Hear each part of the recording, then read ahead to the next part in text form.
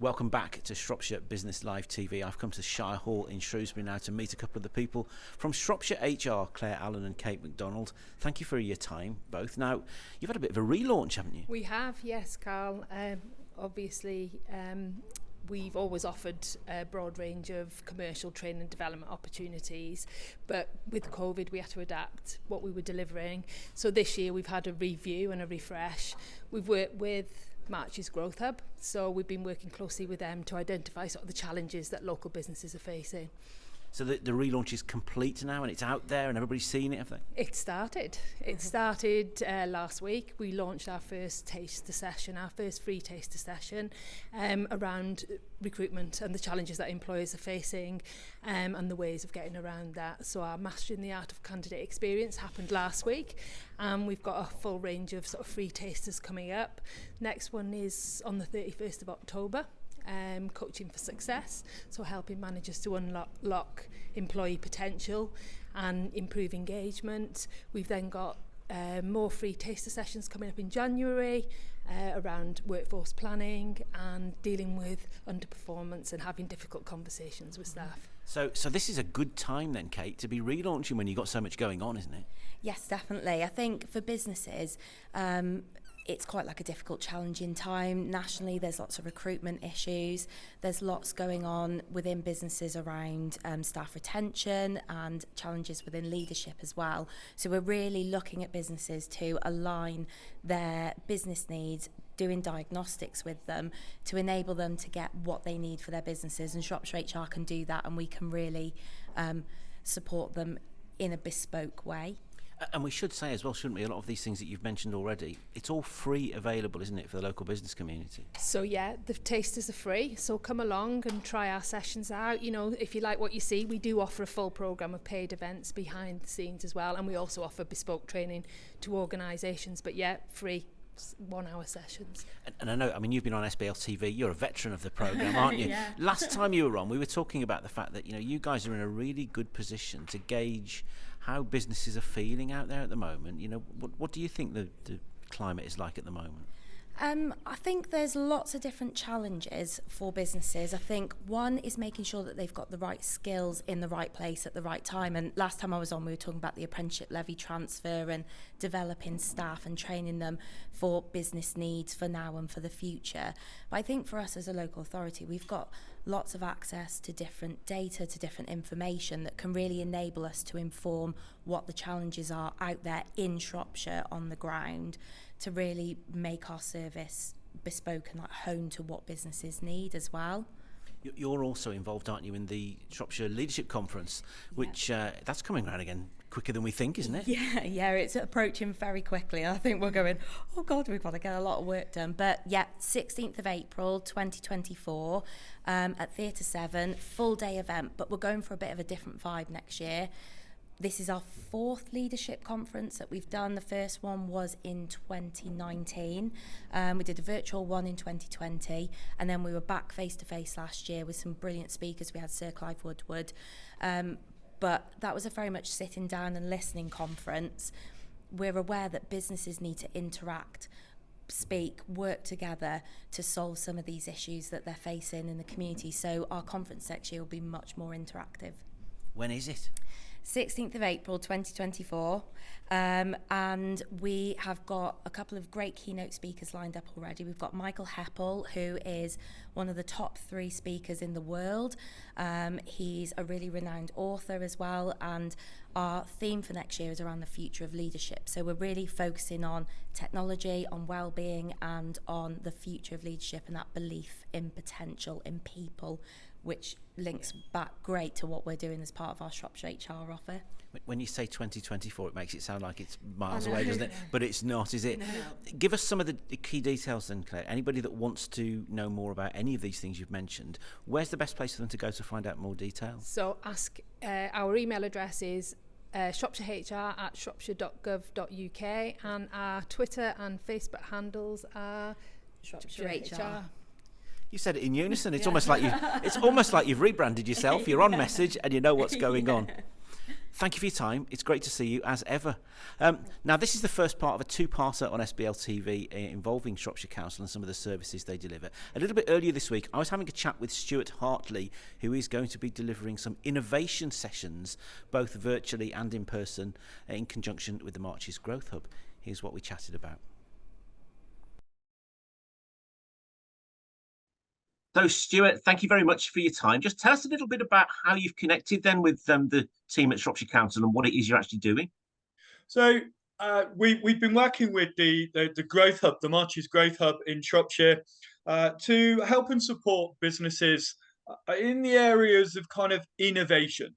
So what we're trying to do, or what we're doing, is to create a series of workshops designed to support new, fast-growing companies to look at innovation in the broadest sense and give them some tools and techniques as to how they can use innovation in order to sustainably grow their business.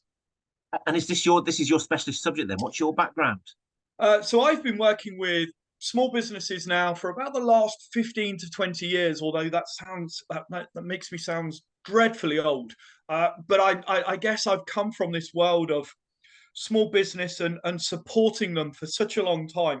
And I've learned quite a lot of lessons along the way in terms of how businesses can use innovation and utilize innovation in order to take on some of the bigger names, the bigger businesses in the world. And some of the biggest household names now have used innovation in order to take on those larger incumbents within the industry. Do you think businesses understand what innovation actually is? That's a really good question, and it's a really good point. It's one of the reasons why we're introducing this session, these innovation sessions. I think there is a real common misconception around businesses' understanding of innovation. Businesses often look at innovation as being the invention of new products or creating new things, physical things, but it's not. Innovation is much broader than that. Innovation is all about the implementation of ideas that eventually will benefit the business. Now, they can benefit the business via creating new products or new services where people look at, but actually there's some great examples of where businesses have changed the way they operate, changed the way that they deliver the same product, but deliver it in a different way, or change the way that they run internal systems for the benefit of the business. So it's not just about inventing new things. It's not just about products.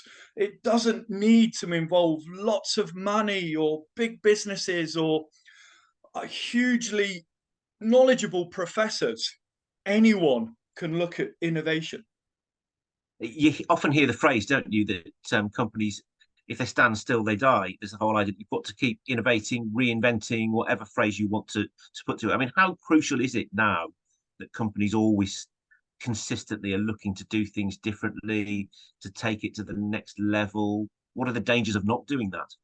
Well, absolutely. It's really critical that businesses continually to look at the innovation opportunities within their organization. The world is moving faster and faster and faster.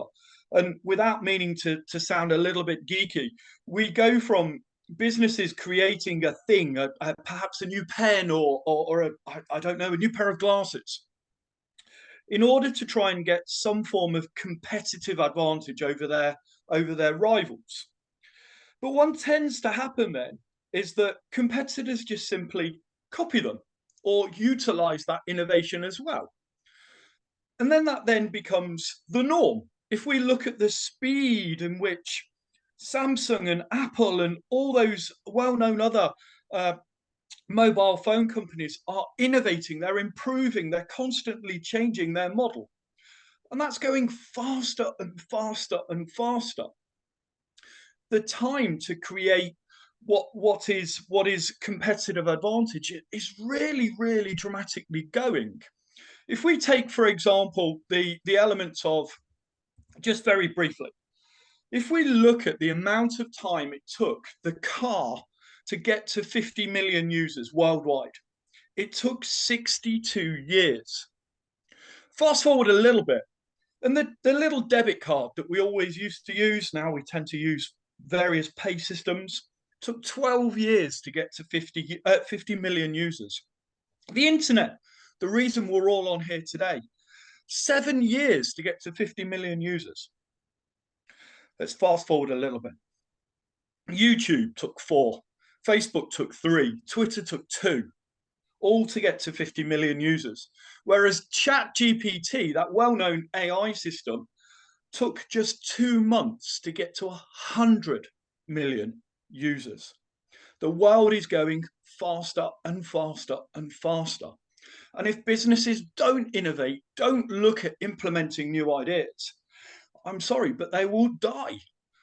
We've seen time and time again that well-known household businesses have gone under simply because they haven't kept up with the modern world. They haven't kept up with their innovation.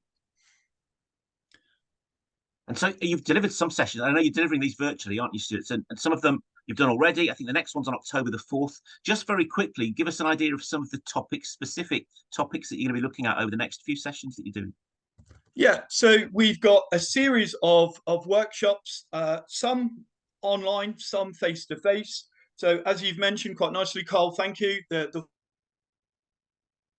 4th of how we can get those new ideas, where we get those new ideas from, and most importantly, how we can sieve them to ensure that we're only going ahead with the right one, the most validated one. The good thing about creativity and ideation, which is now what we call it, is that it's free. The only risk is when we implement them, that element of innovation. So what we want to try and encourage people to do in the next session is to look at the elements of creating new ideas, but making sure that we can go ahead with only the right ideas. We've then got from garage to glory, which is an element of new product, how to develop new product ideas, chronologically going through some important steps to ensure, again, we're decreasing the risk of innovation. We've got a face-to-face, we've got a full day face-to-face at the University Centre in Shrewsbury, which looks at how to learn and innovate your business model. Now, this is the new element of, I guess, innovation, which is where we're not changing the product, we're not changing the service, but we're changing the way that the business operates in order to get that service or that product to the customer in the best possible way. Some great examples of that are things like Netflix, where they put effectively Blockbuster out of business, not because they've changed the product, we're all still watching films, but simply the way that they deliver that product to the end customer. Then we've got quite an exciting one around marketing, how we innovate and change the way that we can market our product. All sorts of technology have allowed us to look at different ways in which we can market and new and innovative ways. And then the final one is really to look at evaluating innovation. So how can we ensure what we're doing has been right, has been correct? How do we ensure that we keep evolving that model and learning from it? It becomes an iterative process that's embedded within an organization. Excellent. Well, I look forward to hearing what comes out of all of that. I mean, you can go off in so many different directions. It's great. I know, Stuart, what people are going to be thinking is, how do we find out more? And I know the answer is March's Growth Hub website, Invest in Shropshire website. And as we say, October the 4th is the next one, starting at 9:30. Thank you so much for your time. And I look forward to chatting to you again and seeing you in Shropshire. Yeah, absolutely. Thank you, Carl. Thank you for the opportunity. It's been great talking to you.